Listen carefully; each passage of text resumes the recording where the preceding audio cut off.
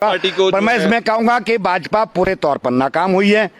कांग्रेस ने कुछ बातें उठाई हैं, कांग्रेस इस बात को समझती भी है। कांग्रेस ने पहले भी नहीं तोड़ का सवाल किया था, तो इन सवालों को उठाना चाहिए। परंतु जहां तक आप कह रहे हैं कि मैं ज्योतिषी तो नहीं हूं, परंतु लोगों का मूड जरूर है कि वो बेरोजगारी और महंगाई से त्रस्त है।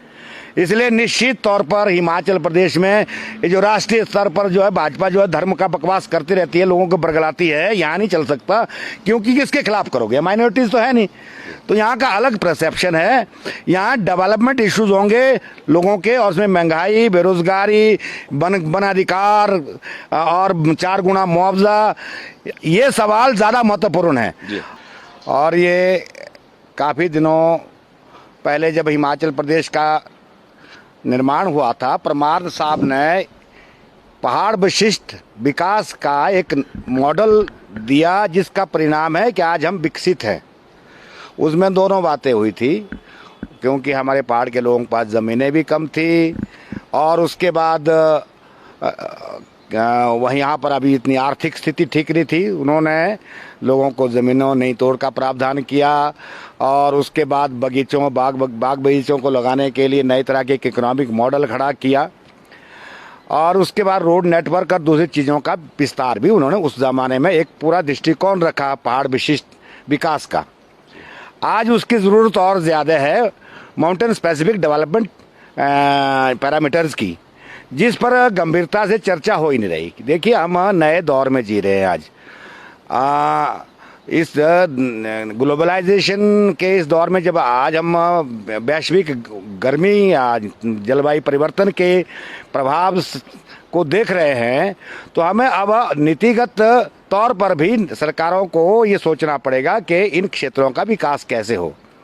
मैं पहले भी हमारे नीति बयान का पहले से ही ये दृष्टिकोण है कि हिमाचल प्रदेश और सभी पहाड़ी राज्यों के विकास के लिए यहाँ पर पहाड़ विशिष्ट जो है विकास नीति बननी चाहिए, जिसके केंद्र में होना चाहिए पर्यावरण संरक्षण और लोगों की आजीविका का आधार बढ़ाना। ये कैसे बढ़ेगा, इस बात को देखना चाहिए, क्योंकि अगर हम आज देखें जो जलवायु परिवर्तन का प्रभाव है हिमालय में सबसे ज़्यादा है, और वैश्विक गर्मी का जो प्रभाव है, और साथ में हम देख रहे हैं कि जो तापमान वृद्धि है वो अपेक्षाकृत दूसरे क्षेत्रों से हिमाचल प्रदेश और दूसरे पहाड़ी राज्यों में ज़्यादा है।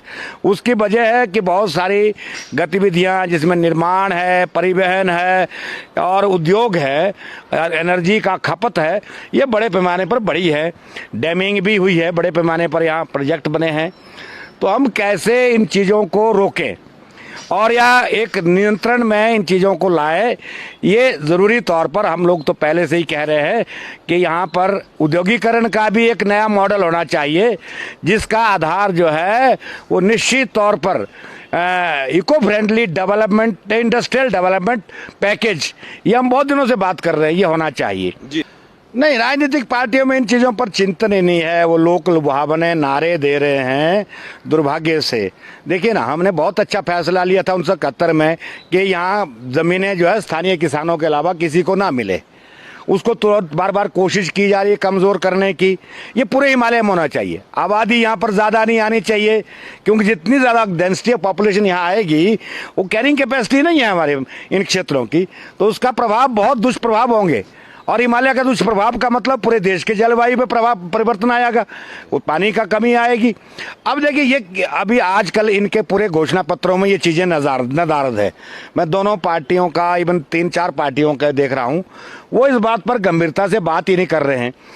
अभी तो मुझे लग रहा है तमाम राजनीतिक पार्टियाँ महिलाओं को लुभाने में लगी हैं। कांग्रेस वाले कुछ 1500 रुपये देने की बात कर रहे हैं, भाजपा वालों ने नई घोषणाएं की है कि कोई स्कूटी देंगे, साइकिल देंगे, वो देंगे। एक तो महिला वोटरों पर ये प्रभावित करने के अपने घोषणा पत्रों में देख रहा हूँ मैं ये बातें हैं। हमारी आबादी का लगभग 3% जो है हिस्सा है, 3-4% वो गवर्नमेंट एम्प्लॉई या रिटायरी हैं। 2.5 लाख के करीब एम्प्लॉई हैं, 1,17,000 के करीब जो है रिटायरी हैं। हमारी पॉपुलेशन कितनी, 70-75 लाख। तो हम मतलब कि हम 3-4% पॉपुलेशन तो हमारी एंगेज्ड एक्चुअली में गवर्नमेंट सेक्टर में है, नौकरियों में है जी। हमारा जो किसान है, यहाँ की आबादी का अपेक्षाकृत बड़ा हिस्सा किसानी पर निर्भर है। उनमें आजकल नरेगा पर वो अपना आश्रित हैं बहुत बड़े पैमाने पर। और पूरे निचले हिमाचल में, चंगर में, तो वहाँ तो किसानी चौपट ही हो गई है, मोर और लेस। अब किसानी के नाम पर कुछ रहा नहीं है। उसकी वजह है बंदरों का आतंक भी हो सकता है, और दूसरे प्राकृतिक परेशानियाँ भी, जंगली जानवरों की परेशानियाँ भी हैं। तो अब ये किसानों के लिए क्या दिया जा रहा है? ये लॉलीपॉप देना कि जी हम 6,000 रुपये साल का दे रहे हैं, अब 1,500 या 3,000 और बढ़ा देंगे, ये कोई बात नहीं बनती। हम ये कह रहे हैं कि देखिए हमारी मांग है, अपर हिमाचल हमारा पूरा फ्रूट ग्रोवर्स एरिया है, और निचले हिमाचल में हमारी दूसरी खेती की फसलें होती हैं। हमें एमएसपी चाहिए। स्वामीनाथन कमीशन की रिपोर्ट को लागू करके C2 लगाना चाहिए था, नहीं लगाया। किसानों की समस्या में इन्होंने झूठ बोला। इन्होंने वायदा किया था कि हम एमएसपी देंगे। अरे कितने किसान बैठे रहे पिछले साल दिल्ली के बॉर्डर पे, क्या हुआ उसका? आज भी एमएसपी लागू नहीं हुआ। हमारे सेब, हमारे दूसरे फ्रूट भी एमएसपी में आने चाहिए। और यही छोड़िए, अब तो बेशर्मी की हद हो गई। फ्रूट ग्रोवर सबसे ज्यादा त्रस्त हुए क्योंकि सारा खाद, दवाई, पैकिंग मटेरियल पर यार जीएसटी लगा दिया। ये क्या तरीका है भाई?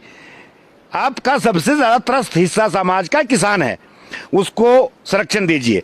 अब फिर अब युवाओं को लुभाने के नए नाटक देख रहा हूं मैं। कोई कह रहा 5 लाख देंगे, कोई कह रहा 10 लाख नौकरी देंगे। अरे भाई गवर्नमेंट नौकरी तो देनी नहीं है, नहीं स्थिति तुम्हारी देने की, वो है नहीं हालात। हिमाचल प्रदेश का इतना रिसोर्स बेस नहीं है, इस बात को समझना चाहिए। परंतु जैसे अभी ये मजाक चल रहा है थोड़े दिनों पहले से, एक तो किया ना जिले दिल्ली से अग्निवीर, हिमाचल प्रदेश में multi purpose worker. What a joke this! ये क्या कर रहे हैं हमारे बच्चों के साथ? क्या ना मजाक कर रखा है मल्टी पर्पस वर्कर के नाम पर? कैसी पॉलिटिकल भर्तियां कर रहे हैं? यही नहीं, IPH जो जल शक्ति विभाग में क्या लगाए, पंप, वाटर गार्ड, ये सब इतने लगा दिया कि जितनी कैपेसिटी नहीं है उस विभाग की उनको अब्जॉर्व करने की। What are you doing? Relation है हमारे नौजवानों के साथ, ये उनका बेइज्जती किया गया है। इसका नौजवानों को इनसे बदला लेना चाहिए। खासकर मैं तो कहूँगा इस सरकार ने बहुत बदतमीजी की है। ये पढ़े लिखे बच्चे जो है मल्टीटास्क वर्कर लगा दिए, जिनको 45 रुपए देंगे कि नहीं देंगे, अब कब रहेगी नहीं रहेगी स्कीम। ये ऐसी नौकरी देने का मतलब ही नहीं है। इसमें हिमाचल प्रदेश में सुनिए, हिमाचल प्रदेश में गवर्नमेंट के जो डिपार्टमेंट, एग्जिस्टिंग डिपार्टमेंट है, उसमें लगभग 60,000 नौकरियों का अभी तक वैकेंसीज हैं जी। आप उनको बढ़ाइए ना, आपको कहाँ देनी है जॉब्स? हमें क्या स्ट्रेंथन करना चाहिए था हिमाचल प्रदेश में? व्हाई नॉट बी रीथिंक कि परमार ने क्या किया? उसने ही try to strengthen the infrastructure, education, health. आज एजुकेशन और हेल्थ के अंदर हमको बहुत से नए कर्मचारियों की जरूरत है, स्टाफ की जरूरत है, डॉक्टर की जरूरत है, पैरामेडिक्स टीचर्स की जरूरत है, टीचर्स की जरूरत है। उसको पूरा कीजिए पहले लॉट में, और उन्हें परमानेंट नौकरी चाहिए भाई। ये मजाक जो कर रहे हैं, गवर्नमेंट का काम है देखिए संवैधानिक न्याय दिलाना। अगर गवर्नमेंट ने भी अपने मजदूरों का शोषण करना है तो हम कैसे कहेंगे कि हमारी सरकार जो है एक डेमोक्रेटिक कंट्री की सरकार है जो इंडियन कॉन्स्टिट्यूशन के हिसाब से वर्कर्स का, जो मानव वर्कर के राइट को डिफेंड करता है। आप कैसे ये लगा रहे हैं ये आउटसोर्स पर ठेकेदारों के नीचे लोगों को, है ना? वो बंद होना चाहिए। सरकारी नौकरी में लोगों को सरकारी नौकरी दें। दूसरी बात, काम लेने का अनुशासन आप बनाइए ना। इट इज योर फॉल्ट कि आप पॉलिटिकल यूज करते हैं गवर्नमेंट एम्प्लॉय को और काम नहीं लेते, ठीक से काम नहीं करा पाते हैं। It is your miss planning of the government. मैं तो हिमाचल प्रदेश में बहुत हैरान हूं। आजकल सड़कें खोद दी रजनीश जी सारे हिमाचल में। इस बार इन्होंने गांव की नेशनल हाईवे कोई नहीं बनाए। गडकरी साहब ने बड़ी घोषणाएं की, एक नेशनल हाईवे नहीं बना। अब 4 लेन का और रूरल रोड का काम चला है। सब जगह सारी मक डिस्पोजल गलत, कोई एनवायरमेंट लॉ फॉलो नहीं हुए। फॉरेस्ट के सारे जंगल बिना परमिशन के सड़कें खोद दी इन्होंने, और सारा सड़कें जो है वो और ज्यादा त्रासदी का कारण बनेगी हमारे लिए। और अब इसके बाद पता नहीं मेंटेन होनी कि नहीं होनी सब। और ये नहीं, जहां रोड की जरूरत ही नहीं है वहां रोडें खोद दी गई हैं जस्ट पॉलिटिकली। लोग ठीक इल्जाम लगा रहे कि अपने गांव के छोटे छोटे ठेकेदारों जो है ना उनको फीड करने के लिए, कार्यकर्ताओं के घरों तक सड़क पहुंचाने के लिए डेफिनेटली जंगल जो है काटे जा रहे हैं, दे डिड इट। और वो छोटे छोटे ठेकेदार बना दिए, अपने जो है वर्कर बना दिए। पिछली बार घोषणा पत्र में इन्होंने कहा कि हम 4 गुना मुआवजा देंगे किसानों को। आज तक ये 4 गुना मुआवजा जो है ना वो फैक्टर 2 नहीं लगा पाए जी। यही थे लोग जिन्होंने कहा था कि हम टावर लाइन से जो विस्थापित हुए हैं उनको न्याय देंगे, भूमि अधिग्रहण प्रॉपर होगा और उनको पूरा कंपनसेशन मिलेगा। आज तक नहीं हुआ जी। यही लोग थे जिन्होंने कहा था हम वन अधिकार कानून लागू करेंगे जी। अभी तो भाजपा के घोषणा पत्र में ही नहीं है जी कि वन अधिकार कानून को लागू करेंगे। हम कह रहे हैं वन अधिकार कानून लागू करिए, एक मुश्त नाजायज कब्जा का जो मसला है इसका भी सेटलमेंट निकलाएगा और परंतु अभी कांग्रेस के घोषणा पत्र में वन अधिकार का मसला जरूर आया। अब हाइडल प्रोजेक्ट का सवाल है, हम इतनी सालों से इस बात पर लड़ रहे हैं। हाइडल प्रोजेक्ट में हिमाचल प्रदेश में हजारों लाखों लोगों को विस्थापन झेलना पड़ा, पर्यावरणीय असंतुलन हम झेल रहे हैं, वो सब है, जंगलों का नाश हुआ। इसके एवज में हिमाचल को क्या मिलना चाहिए था? हम मांग कर रहे थे बहुत पहले से कि वाटर सेस लगना चाहिए और उस वाटर सेस से हिमाचल प्रदेश के लोगों की बिजली मुफ्त होनी चाहिए, सब लोगों की। We are energy surplus state.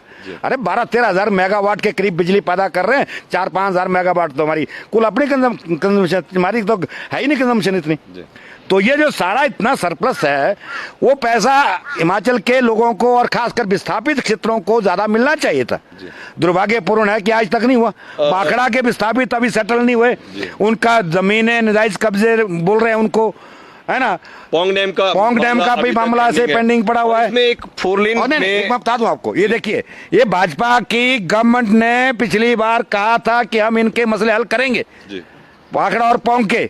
हम आंदोलन में थे, कुछ भी नहीं किया इन्होंने, झूठ बोलते हैं सब। ये एक तो इंडस्ट्रियल डेवलपमेंट का एक मॉडल बनाना चाहिए जो इको फ्रेंडली हो, पर्यावरण मित्र औद्योगिक विकास।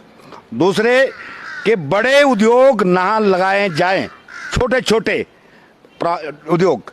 हाइडल प्रोजेक्ट अब बंद करिए टोटल, और जो अभी लाहौल घाटी को तोड़ने की बात चल रही है उसको बिल्कुल बंद करिए, लाहौल और स्पीति को। अब वहां माइक्रो प्रोजेक्ट लगाइए, मिनी माइक्रो लगाइए, वो अच्छा है। सोलर का भी मेगा प्लांट के बजाय आप माइक्रो प्लांट लगाइए, ये अच्छा है। और जो काम होना चाहिए था फ्रूट प्रोसेसिंग की स्मॉल स्केल इंडस्ट्रीज, उसका एक नेटवर्क बनाइए ना पूरे स्टेट में, ये होना चाहिए था। मेगा इंडस्ट्रियलाइजेशन नहीं चलेगा क्योंकि हमारी जो फिजिकल कंडीशन है हिमालय की वो इसको अलाउ नहीं करती है, उसको समझना चाहिए। बागवानी को और सुदृढ़ करना चाहिए और नई टेक्नोलॉजी, नए मैनेजमेंट टूल्स, प्रोसेसिंग और इस तरह के सारे जो है ना काम होने चाहिए और प्रशिक्षण लोगों का, ये होना चाहिए था। फिर है टूरिज्म जो अनऑर्गेनाइज्ड टूरिज्म चल रहा है मन मर्जी से, उसको थोड़ा सा रेगुलेट करना चाहिए, कुछ पॉलिसीज प्रॉपर बनने चाहिए। मैं यहाँ देख रहा हूँ जहाँ जहाँ भी टूरिज्म फैला, ये गवर्नमेंट के प्रयत्न से नहीं है, लोगों ने स्वयं किया क्योंकि प्राकृतिक सुंदरता है, इसको रेगुलेट करना चाहिए। ये अनऑर्गेनाइज्ड हो रहा है और ये डिसेंट्रलाइज होना चाहिए।